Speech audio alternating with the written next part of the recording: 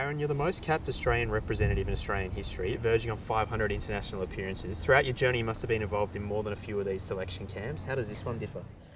Look, it's vastly different. It's great to see the 20 girls here. You know, it's really good to see some of the younger ones involved. I think you know their level of skill and ability has really improved over the years with the younger girls and things like that. So look, the boys are keeping us on our toes. There's no doubt about that.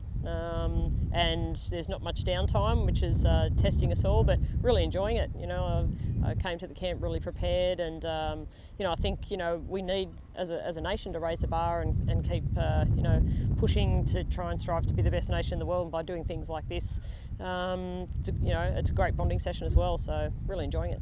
There's a number of girls in contention here that look up to you and the success that you've managed to achieve on the green throughout your career.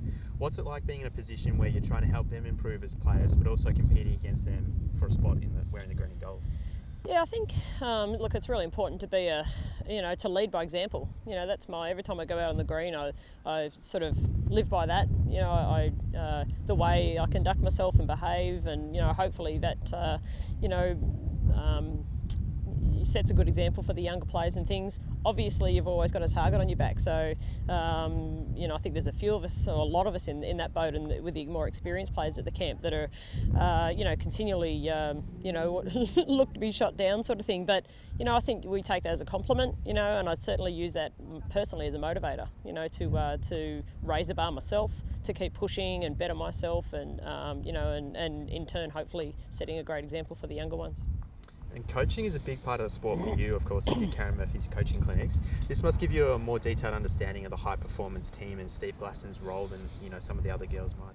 Yeah, definitely. It gives me a greater appreciation of it, that's for sure. It's my passion as well. I love coaching. I think, down the track that I will definitely, get into a coaching role of some description. You look at it's people management. It's it's not just on green stuff. There's so much more that goes into it. I think organising a camp like this. So it's different personalities, and the organisation of it's massive. So I do have a really, really good appreciation for high performance coaching, and it's something that I really enjoy. You've also taken a bigger role off the green in recent times, joining the board of World Bowls. Has that provided you with a different perspective of the sport or a greater understanding of its governance?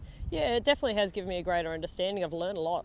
It's something that I'd never really thought about, setting my sights on doing, but when the opportunity came up, I really grabbed it with both hands, and I've learned a lot. There's a lot in it. I look after Asia and Oceania region, and look, I'm enjoying it. It doesn't sort of impede too much on my playing schedule and things like that. So I'm really enjoying and relishing the role.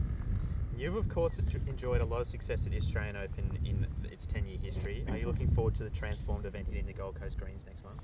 Probably the most enjoyable one I think it's going to be. I'm really looking forward to it. It's the one I've been most looking forward to. I think the greens suit me here. Why wouldn't you want to come and play the AO up on the Gold Coast? The greens are great, the weather's great, there's plenty of accommodation, great sort of restaurants and things around here. The competition's going to be really good. I'm really looking forward to it. It's great to get out of Melbourne, I suppose, and give it a bit of a change of face, but it's obviously attracted some overseas entrants as well, which is great for the sport and for bowls in Australia. And the sport is sometimes seen as semi-professional, the same as the likes of netball, whereby the high-end players still supplement their salaries with other jobs or roles. How important is it for the sport to have an annual event that gives a prize pool of $225,000 away?